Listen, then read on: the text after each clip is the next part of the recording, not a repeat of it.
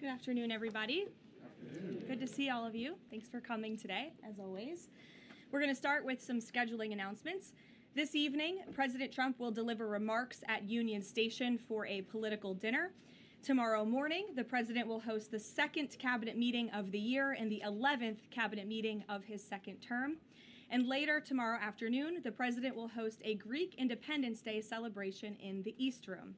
On Friday, the president will celebrate National Agriculture Day alongside nearly 1,000 farmers who are coming in from across the country for the first event of the season on the South Lawn, so pray for good weather, to highlight the president's successful policies in support of America's farmers, including efforts to lower input costs, open new trade markets, bolster the farm safety net, double the death tax exemption, end taxes on rural property loan interest, and create rural opportunity zones.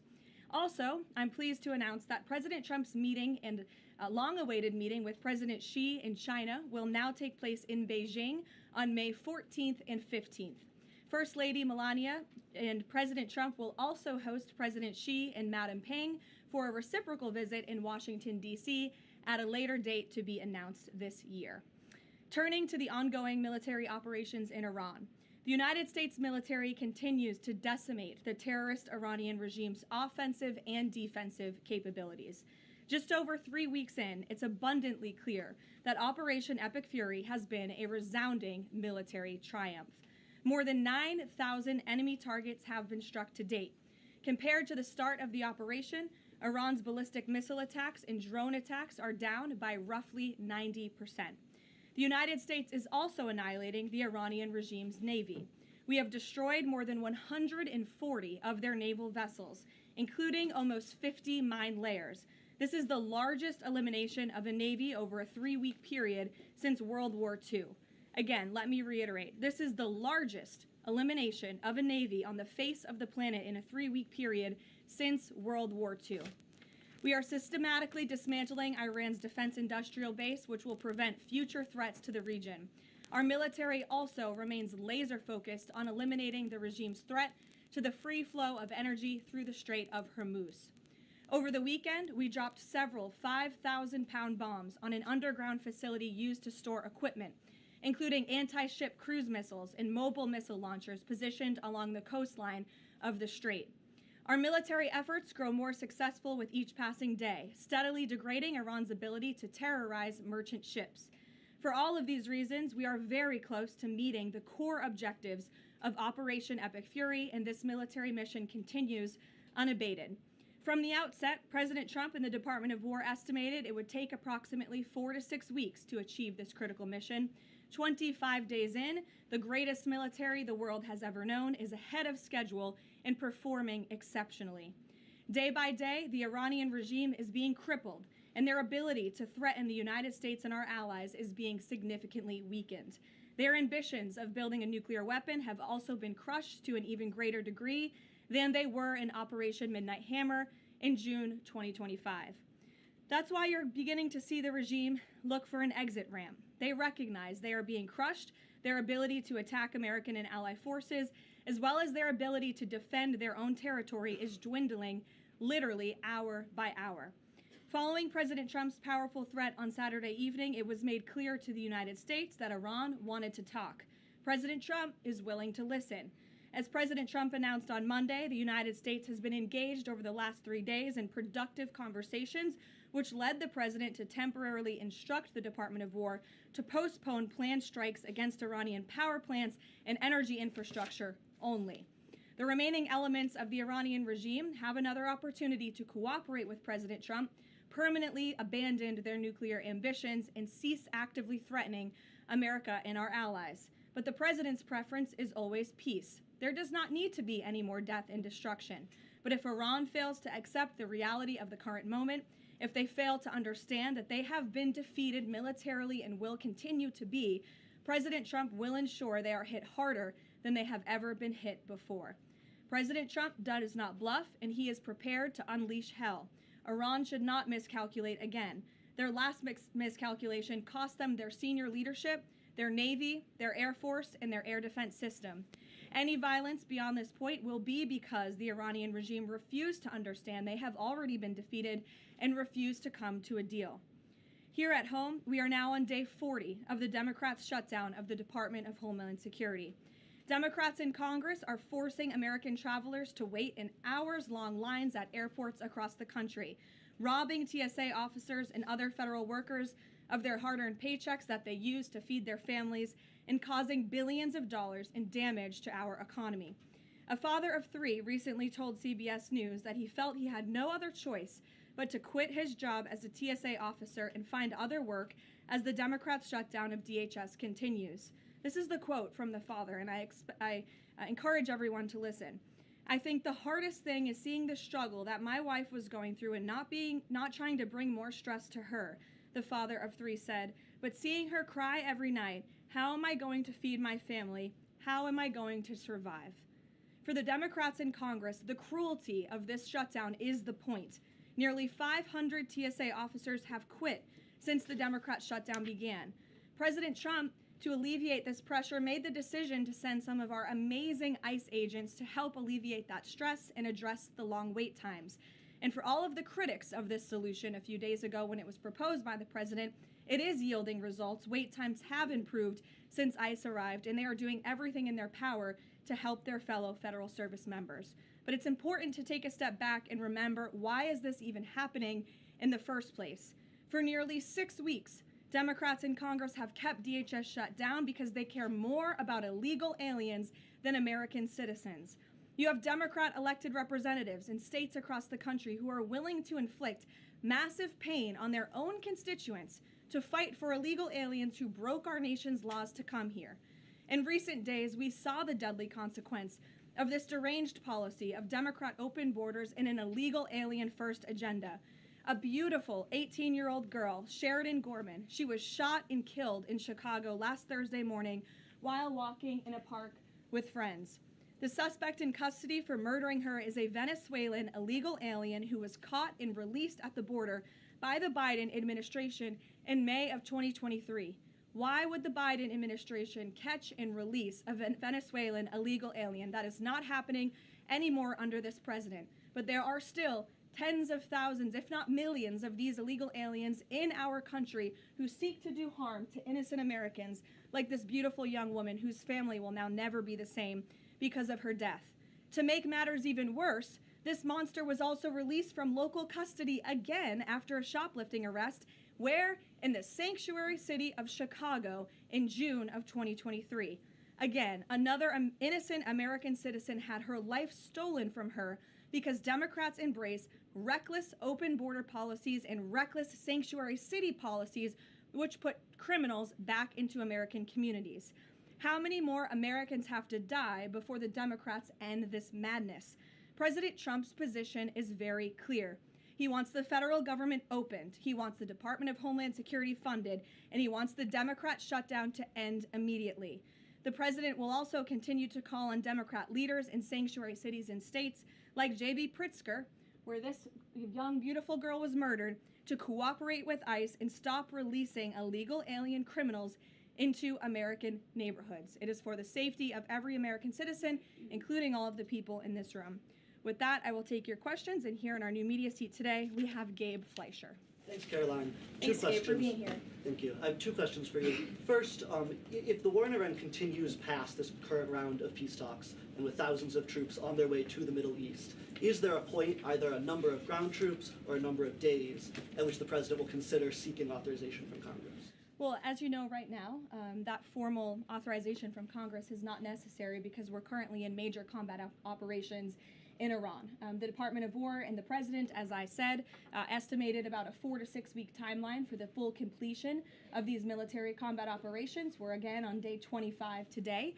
And as a courtesy, nevertheless, the administration did notify Congress, the Gang of Eight, ahead of the launch of the operation 25 days ago. And we've also had our top national security officials go to Capitol Hill to brief lawmakers, again, out of courtesy and out of respect for them. So at this moment, it's unnecessary, but of course, the President and this administration will always abide by the law.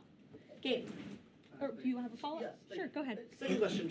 In my reporting, speak a lot to young voters, many of whom voted for President Trump for the first time in 2024, hoping to have no more wars and to have lower prices. Now, with the war taking place and with gas prices going up, curious what President Trump's message would be to those voters who kind of swung into his coalition in 2024, but maybe don't feel the administration's going as they had expected. President Trump is doing this for you. He's doing this for young people so that we are no longer threatened by a rogue terrorist regime in the Middle East that seeks to kill the brave men and women who serve in our country in the Middle East, many of them young people themselves, young men and women who serve this country honorably in uniform and have been threatened, killed, and maimed by the rogue Iranian terrorist regime for 47 years. President Trump finally had the courage to step up and do what's right by our national security, our homeland security.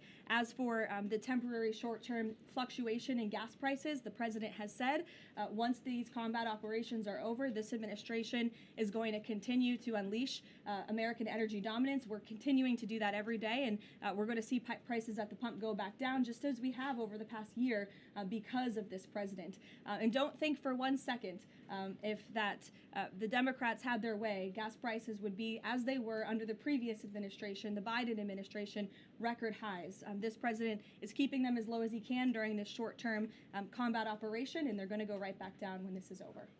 Gabe. Thank you, Karoline. Just within the past few hours, Iranian state TV has said that Iran has rejected the U.S.'s 15-point plan to end the war. What's the White House's response to that, and have these talks hit a dead end? They have not. Talks continue. They are productive, as the president said on Monday, and they continue to be. However, I saw a 15-point plan that was floated in the media. I would caution reporters in this room from reporting about speculative points or speculative plans from anonymous sources. The White House never confirmed that full plan. There are elements of truth to it, but some of the stories I read were not entirely factual. So I am not going to negotiate on behalf of the president here at the podium. What I will tell you is these talks are ongoing. We're not going to get into the nitty-gritty details that have been exchanged between the United States and Iran at this time. Well, yesterday the president mentioned a very big present that the Iranians had given the U.S. He wouldn't go into detail, but was it that ship that was carrying 2 million barrels of oil that made it through the state of Hormuz? I'll let the president speak on that at the appropriate time. And then finally, Karoline, today Iraq's government reportedly is planning to lodge a protest with the U.S. According to the Wall Street Journal. There was an attack in Iraq that hit a military clinic, killing 7 soldiers reportedly. What's the U.S.'s response to that? Was the U.S. responsible for that attack? I'll have to check in with the Pentagon on that, and we'll get you an answer. Thank you, Karoline. Too, if I may. Speaker Johnson today described the conflict as wrapping up, but the 82nd Airborne Division, they're typically deployed at the beginning of conflicts. So does the White House consider this conflict as wrapping up, or is it changing shape? As I said at the beginning of my remarks, we are meeting our goals of Operation Epic Fury expeditiously. The president likes to maintain options at his disposal. It's the Pentagon's job to provide those options to the commander-in-chief. For any specifics on troop deployments, though, I would point you to the Pentagon. And today, Philadelphia District Attorney Larry Krasner reiterated threats to potentially arrest ICE agents that were sent in to assist with these historically long TSA lines. He said, quote, "The president cannot pardon you." Has the president seen Krasner's comments? Does he have any response? The president cannot pardon you for what? He's talking to the ICE agents who are handing out water bottles and are helping people move through lines at airports. It's a disgraceful comment. The men and women of ICE are great people. I would encourage this lawmaker, whose name I don't know and don't care to know, to actually sit down and speak with the ICE agents who are on the ground doing this important work, not just in our nation's airports, but again, to remove violent, dangerous, illegal alien criminals from our country, to protect this individual and all of us in this room and Americans across the country from murderers, pedophiles, and rapists who have been allowed into our country by Democrat politicians. Mario, good to see you. Thank you, Caroline. Good to see you as well. Just given that the president postponed his original trip to China because of the war, should we infer that the war will be wound down and concluded by the time of that May 15th, 14th visit? Again, as I've said, we've always estimated approximately 4 to 6 weeks, so you could do the math on that, Mario, but we do look forward, I know the president looks forward to going to China on May 14th and 15th, and of course, as always, we'll provide additional logistical details details to all of you in the media for that trip, who I know look forward to coming with us as well. One follow-up. Was that a precondition? Did the two leaders speak about the conclusion of the war? Was that a precondition for them to have this rescheduled meeting? No, there was a discussion about the rescheduling of the meeting between the president and President Xi. President Xi understood that it's very important for the president to be here throughout these combat operations right now. He understood, obviously, the request to postpone and accepted it, which is why we have new dates on the books, and I'm happy to announce those to you today. Jennifer. In negotiations with Iran, are there still face-to-face talks planned perhaps in Pakistan? And who do you think would probably be going? Again, I've seen a lot of speculation and reporting about potential talks that could happen later this week. Nothing should be deemed official until it is announced formally by the White House. I would not get ahead of our skis on reporting about any talks this weekend until you hear directly from us. Does the president think that all of the allies will go along with whatever the U.S. concludes with these Iranians? Are you expecting that Israel and all the other allies will follow whatever agreement is made? I think the president has shown that he is absolutely the leader of the free world, the head of the most powerful military in the world, and in various examples, so the 12-day war between Iran and Israel, the ceasefire between Israel and Gaza, the president has shown a very unique skill at getting our allies to get on board with what's in the best interest of the United States, but also the world in cases of foreign policy like this. Ed. Yeah, thanks, Karoline. So, is there a time frame as to when the first oil tanker can go through the Strait of Hormuz freely? It's a very good question, Ed. I don't have a specific timeline for you today, but it's obviously something the administration is working towards as quickly as we can. And with respect to oil, as you know, the administration has taken a number of actions to stabilize the markets. We directed the U.S.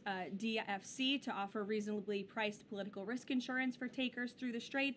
We issued that temporary waiver to allow countries to purchase sanctioned Russian oil to alleviate global pressures. We're working with the IEA to coordinate the release of another 400 million barrels. We issued that 60-day Jones Day Act waiver. And then just today, EPA Administrator Lee Zeldin, if you missed it, in consultation with the Department of Energy, announced a temporary emergency fuel waiver to allow nationwide sales of E15, gasoline blended with 15% ethanol, to remove all federal impediments to selling E10, gasoline across the country. The emergency fuel waiver will temporarily waive the summer low volatility requirements and blending limitations for gasoline to provide additional flexibility to the fuel marketplace. So as far as tankers through the strait, something we're tracking very closely, but obviously the administration is coming up with creative new solutions by the day to keep the price of oil stable, something the president wants to see. And I know Secretary Bessent, Secretary Wright, Secretary Burgum, EPA Administrator Zeldin are all working together closely to find ways to do that. The president gave that 5-day timeline for pause in operations. Would a tanker going through the Strait of Hormuz be one of the conditions that he would extend that? That's only something the President of the United States can answer. I won't get ahead of him. How about on TSA? Can I ask you about the TSA lines? Sure. Are the TSA lines, we've all seen the video of that from various airports, is that going to be what ends the stalemate in Congress to get DHS funded? Well, look, it's the Democrats who have led to this stalemate over the past 6 weeks. The president and the Republicans' position has been very clear. Fund the Department of Homeland Security. And we have attempted in good faith numerous times, both the president himself and lawmakers on the Republican side on Capitol Hill, to go to the Democrats with reasonable offers, with real solutions. They'll ask for something, we'll give them that concession, and then they say, oh, wait, that's not enough, actually. So I think that's why I said earlier, the cruelty is the point. They want this chaos. They want to distract, I think, from the success of our military overseas right now, totally obliterating the Iranian regime. And it's very unfortunate because there's only, the only people that are suffering from this are the American people. And I hear that Democrats might be flying out of town tomorrow. How convenient and lovely of them that they get to go to the airport and that they'll get to go home to their families when you have families, TSA workers who are suffering. You have people across the country who are missing flights for funerals and for work commitments because of Democrat politicians on Capitol Hill. Mary, in the back. Thanks, Karoline. Glad to see you have a seat now. I do. Thank you. Is the White House satisfied with Republican leadership's efforts on the Save America Act? I think the president has made it very clear he wants everyone on Capitol Hill to move as quickly as possible to get the Save America Act passed, and he wants to see that legislation on his desk as soon as Republicans and Democrats can move to pass it. But are there any lawmakers in Congress that the president is frustrated with on this matter and feels could be doing a better job? I think the president wants to see everybody on Capitol Hill move faster all the time. That he wants everyone in this town to work at Trump speed like we do here at the White House. We'll go to Karen. Two questions on Lebanon, if I can. Is the U.S. providing support at this point for Israel's ongoing offensive in Lebanon? And is the president concerned that right now there are more than 1 million people who've been displaced and potentially could be for a significant amount of time? That's not something I'm in a position to comment on for the first question. To the second question, of course, that's something that would concern the president. I think that's why he's again quickly moving to eliminate the threat of the Iranian regime in the Middle East, including weakening their proxies like Hezbollah, who have terrorized Lebanon for far too long. And I know that the president wants to see this, again, move as quickly as possible as we can over the course of the next couple of weeks here. Kristen. Caroline. Questions on the Strait of Hormuz. If these negotiations are not successful, is the only option to reopen the strait in boots on the ground, given that all of our allies have essentially said that they are unable or unwilling to help? Look, that's a hypothetical question. It's a hypothetical question. It's also a decision that would have to be made by the commander-in-chief, and I'm not going to get ahead of him.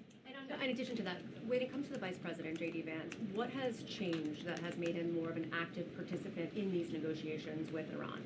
I don't think anything has changed. The Vice President has always been a key member, the President's right-hand man, and a key member of the President's national security team. He's been part of these discussions throughout this entire course of the administration with respect, again, to the 12-day war that the President and his national security team negotiated a solution to, with respect to the ceasefire between Israel and Gaza and the release of the hostages, which there was a lot of criticism that couldn't get done, and it did. The Vice President has been by the President's side every step of the way, and any reporting otherwise is just completely false. I see him in the room. Again, the President seeks his counsel on all matters, both foreign and domestic. Can you just tell us who exactly the U.S. is negotiating with in Iran, and why the U.S. and this administration trusts that person? Again, as I said to Gabe's question earlier, we're not going to get into the details of these negotiations and conversations that continue to take place. As, of course, you can imagine, they are very sensitive diplomatic discussions. And I would reiterate, I do recall giving all of you the same answer when we were negotiating the ceasefire between Israel and Gaza. I gave you the same answer throughout the 12-day war between Iran and Israel. Gave you the same answer with respect to many of the other global conflicts that this administration has negotiated solutions to. President Trump is going to give his diplomats the freedom that they need to have these sensitive diplomatic discussions without negotiating and litigating them through the news media. Fran. Caroline, just to follow up though, because you said that some of the information that's been out there about the 15-point plan is inaccurate, can you say what is accurate with respect to ballistic missiles, the nuclear ambitions, and the Strait of Hormuz, which are things that the president has laid out that he wants to see a couple times in the past? Look, if you've heard it from the President of the United States, obviously it's true, as well as the objectives of Operation Epic Fury. We've said repeatedly, I've said them from this podium, the Pentagon has reiterated them. That's why we've taken military action to achieve them. So, of course, those are goals that we want to see, but this full 15-point plan that's been floating around in many of your outlets, there's a lot of misinformation to that as well. And again, I would caution you from taking things from anonymous sources rather than verifying them directly with the White House. Christian. Thanks, Caroline. Two on Iran. First, would the president consider loosening asylum restrictions for Iranians trying to flee the country right now? Again, that's a question for the president. I won't get ahead of him on that. I haven't talked to him about that. Okay. And then secondly, you mentioned at the top that Iran would be hit harder than they have been to this point if they don't recognize the fact that they're losing this war. Could those strikes happen before this 5-day negotiating window closes if the president doesn't think they're negotiating in good faith? You're asking me to tell you if the commander-in-chief would authorize very strong strikes against the Iranian regime. That's not something I would ever reveal from this podium, true or not. Phil. Here, in the back. Thank you, Caroline. I was wondering if you would respond to some of this criticism of the administration from past allies like Joe Kent, who have said that the president's red line shifted from Iran cannot obtain a nuclear weapon to Iran cannot pursue nuclear enrichment. What is the administration's response to that criticism? I think the president and I have both strongly responded to the criticism by Mr. Kent, who unfortunately resigned in disgrace and accused the president of basically being controlled by foreign countries and foreign manipulation, which is a ridiculous and laughable assertion. So his accusations have zero credibility as far as this White House is concerned. The question of the red line shifting from no nuclear weapon to no nuclear enrichment, is there any substance to that argument? I think the president has been quite clear in what he wants to see from the Iranian regime, which is why he chose to launch Operation Epic Fury in the first place. Reagan. Thank you, Caroline. I have a question for you on the SAVE Act, and I'd like to follow up on the DHS shutdown. Sure. First, Senator The Mike Save Lee- America Act. Save America Act. The president corrected me yesterday. That was my fault. Senator Mike Lee said it's essentially impossible to pass the Save America Act through reconciliation. What's your reaction to that? Is the president worried that that strategy might fail? I think he's willing to try all strategies. I spoke with him about this yesterday, and he said if we can make it work through reconciliation, let's absolutely do that. These, again, are common sense policies that are backed by the vast majority of voters across this country. The only people in this country who don't support them are politicians on Capitol Hill, and you all should ask them why they don't want voter ID, why they don't want proof of citizenship to vote in our nation's elections. Again, these are common sense proposals that are wildly popular, and the president is willing to use any means necessary to get this legislation passed and onto his desk. And then on the DHS shutdown, do you expect deportations to decrease while ICE is in the airports? And what are the trade-offs of having ICE in the airports right now? Well, to address this obviously short-term problem and the chaos that has been sowed by these Democrats on Capitol Hill, to address the lines and to get Americans traveling and get them to where they need to be.